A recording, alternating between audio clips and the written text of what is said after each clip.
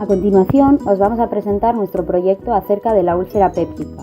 Este trabajo ha sido realizado por Andrea Fondón, Olga del Rey, Isabel Iribarren y, por último y no por ello menos importante, Nagore Ibarzábal. Una úlcera es toda lesión de la piel o membrana mucosa con forma crateriforme y con escasa o nula tendencia a la cicatrización. La úlcera péptica o ulcus péptico es aquella que afecta a la mucosa que recubre el estómago o el duodeno. Se clasifican por lo tanto en úlceras duodenales y úlceras gástricas. Nos centraremos en estas últimas. Esta enfermedad no entiende ni de sexo ni de edad. Respecto a la epidemiología, se trata de una enfermedad común que afecta al 10% de la población en algún momento de su vida, pero únicamente causa 2 fallecimientos por 100.000 casos.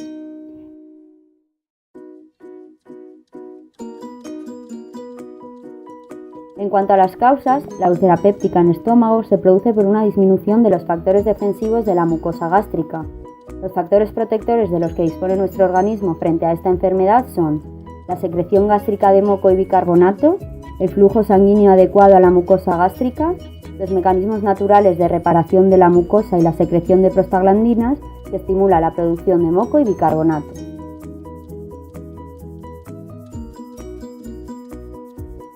También encontraremos otros elementos a los que llamamos factores extrínsecos, que influyen en la incidencia de la enfermedad en cuestión. Según se asocien con una mayor o menor probabilidad de sufrirla, los clasificaremos en factores de riesgo o protectores. Factores de riesgo son la infección por la bacteria Helicobacter pylori, que es responsable de 7 de cada 10 úlceras gástricas y de 9 de cada 10 úlceras duodenales, el tabaquismo, ya que la nicotina, el arsénico, la acetona, el benceno, el monóxido de carbono, el óxido de nitrógeno, el amoníaco y el mercurio, así como el plomo y las 400 sustancias tóxicas presentes en el humo del cigarrillo, daña la mucosa gástrica aumentando su acidez y retrasando la cicatrización. El consumo excesivo de alcohol también tiene un efecto nefasto sobre la mucosa gástrica. Aún así, su papel en la agravación o el retraso de cicatrización de una úlcera gastroduodenal es menos importante que la del tabaco. El estrés ha sido considerado por mucho tiempo como el factor principal desencadenante e incluso la causa de una úlcera.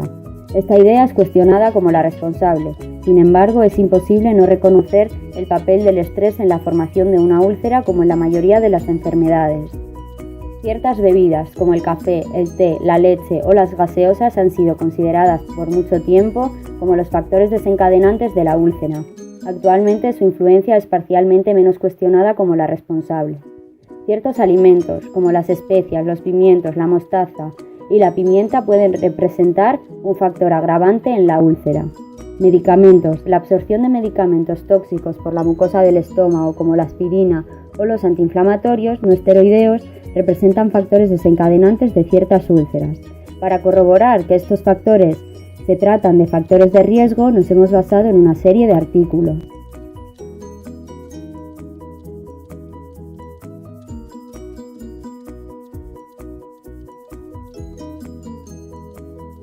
Consideramos factor protector a todo aquel fármaco que prevenga la lesión de la piel o membrana mucosa, por ejemplo el omeprazol o suplemento de prostaglandinas tipo E. De este último trata nuestro estudio. Para analizar este factor podemos realizar un estudio casos control, un estudio de cohortes o un ensayo clínico. En este caso realizaremos este último. Un ensayo clínico consiste en un experimento controlado en voluntarios humanos que se utiliza para evaluar la seguridad y eficacia de tratamientos o intervenciones contra enfermedades y problemas de salud de cualquier tipo, así como para determinar efectos farmacológicos, farmacocinéticos o farmacodinámicos de nuevos productos terapéuticos, incluyendo el estudio de sus reacciones adversas. Esto es, un ensayo clínico es un experimento con pacientes como sujetos de estudio, en el cual, cuando se prueba un nuevo medicamento, se comparan al menos 2 regímenes de tratamiento, uno de los cuales es denominado como control. Existen 2 tipos de controles, los pasivos, negativos, y los activos, positivos.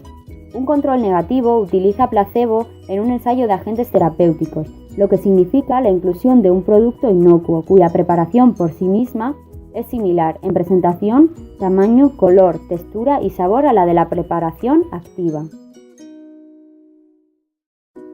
Los ensayos clínicos controlados aleatorizados son los diseños que más se acercan a un experimento por el control de las condiciones bajo estudio y porque pueden establecer relaciones causa-efecto, si las siguientes estrategias se establecen eficientemente.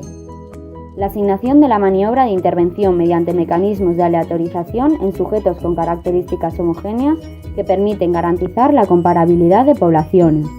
La utilización de un grupo control permite la comparación no sesgada de efectos de dos posibles tratamientos, el nuevo, habitual o placebo. El cegamiento de los grupos de tratamiento permite minimizar los posibles sesgos de información y posibilita la comparabilidad de información. Finalmente, la incorporación de las estrategias descritas previamente permite la comparabilidad en el análisis. Para saber si un ensayo clínico ha cometido un fallo de diseño, no nos fijaremos en los resultados, sino en cómo se realizó. Esto se realiza mediante la colaboración Cochrane, la cual a través de 7 preguntas nos llevará a la conclusión de si hemos cometido o no sesgos a la hora de realizar el estudio. Estas son: ¿se ha hecho muestreo aleatorio? ¿Se ha ocultado la aleatorización? Estas 2 primeras preguntas hacen referencia a sesgos de selección. ¿Se ha enmascarado el estudio a los participantes? Esta pregunta hace referencia al sesgo de la realización. ¿Se ha enmascarado el estudio a los evaluadores? Esta pregunta hace referencia al sesgo de detección. ¿Faltan datos? Esta pregunta hace referencia al sesgo de desgaste. ¿Se han obtenido los datos mediante protocolo, es decir, se tendrá en cuenta a todas las personas que han cumplido 100% el procedimiento establecido? ¿O interesa tratar, haciendo referencia a todas aquellas que hayan participado en el estudio habiendo o no cumplido el protocolo? Esta pregunta hace referencia a sesgo de notificación. Y finalmente, ¿ha habido algún otro posible sesgo? Sabiendo esto, procederemos entonces a realizar nuestro propio diseño de ensayo clínico. Cabe destacar que todo lo realizado durante el mismo aparecerá en un protocolo de ensayo. En cuanto a la población, la escogida será Madrid y realizaremos el ensayo clínico en diferentes hospitales, entre los que encontramos los hospitales universitarios de La Paz, de La Princesa y Príncipe de Asturias. En este estudio pueden participar hombres de entre 25 y 35 años, en posesión de sus facultades mentales, no consumidores de alcohol o de otras drogas de abuso, que no estén recibiendo medicamentos de prescripción y no hayan participado en otros estudios con fármacos ni investigación reciente. Tampoco se podrá participar si se tienen antecedentes de alergias a medicamentos. Los participantes deberán otorgar su consentimiento por escrito antes de comenzar cualquier procedimiento del estudio.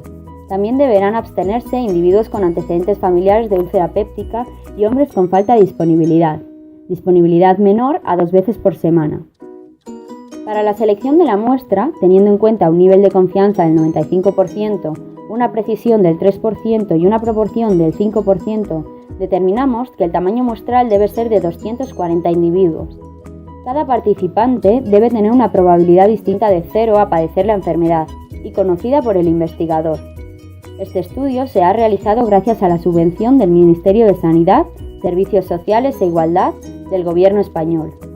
Teniendo en cuenta que el cegamiento previene determinados sesgos en las diversas etapas del ensayo clínico y protégela sin haber sido coaccionado, intimidado ni influenciado con incentivos indebidos. Para asegurar una evaluación no sesgada de los tratamientos, los grupos de estudios deben ser equivalentes en todo, excepto en la maniobra que están recibiendo, ingesta de placebo o ingesta del suplemento de prostaglandina tipo E. Esta asignación se realiza mediante el azar. Se acepta que la aleatorización tiene como propósito prevenir la existencia de diferencias entre los grupos que no sean derivados del tratamiento que estamos estudiando. De esta manera, cuando se produce un equilibrio de las posibles variables que pudieran modificar el efecto del tratamiento sobre la variable de desenlace, las diferencias que se encuentran entre los tratados con placebo y con el medicamento en cuestión se deben considerar estrictamente como debidas a la maniobra bajo estudio. Tras realizar la aleatorización, debemos comprobar que las variables confusoras descritas en apartados anteriores hayan sido distribuidas de manera equilibrada entre los grupos. En el caso de comprobar diferencia significativa, deberemos ajustar los resultados obtenidos por dichas variables. La aleatorización puede ser simple o restringida. En nuestro caso, escogeremos esta última, concretamente la aleatorización estratificada, para así lograr un equilibrio entre los grupos en relación con sus características. Para ello, tendremos en cuenta aquellos factores que en un momento dado pudieran modificar el impacto del estudio sobre la variable desenlace. No debemos excluir a ningún individuo tras la aleatorización, para evitar sesgos. Administramos un placebo a los participantes grupo control, grupo A, que es un agente farmacológico inactivo. Al grupo muestral B le administramos un suplemento de prostaglandinas tipo E. Se procede a la recogida de datos de ambas muestras y monitorización de las mismas. Se va a realizar una descripción de los grupos de comparación. Esto nos sirve también para describir la muestra de sujetos que participaron en el estudio. Finalmente, se analizan los datos. Para ello, se recurrirá a diferentes tests de hipótesis. Usualmente se utilizan prueba de T-Student y chi cuadrado. En nuestro caso, la variable tiene valor binario, es decir, se puede estar sano o padecer la úlcera, por lo que calcularemos la proporción del evento para cada grupo de tratamiento mediante chi cuadrado. Por último, se realiza la presentación de resultados a través de artículos, habiendo así finalizado nuestro diseño de ensayo clínico. Gracias por su atención y esperamos que le haya sido de utilidad.